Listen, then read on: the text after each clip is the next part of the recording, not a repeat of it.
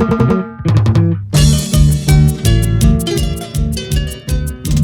qué? ¿Por qué, Ronald? ¿Por qué me traicionas? Perdóname, Carmencina. Perdóname, Nancy. No quise lastimarte. Esos tus desprecios me duelen. Más que un puñal me duelen. Algún día me las vas a pagar. No digas eso. Carmencina de Churcampa, sentimiento y pasión por la música.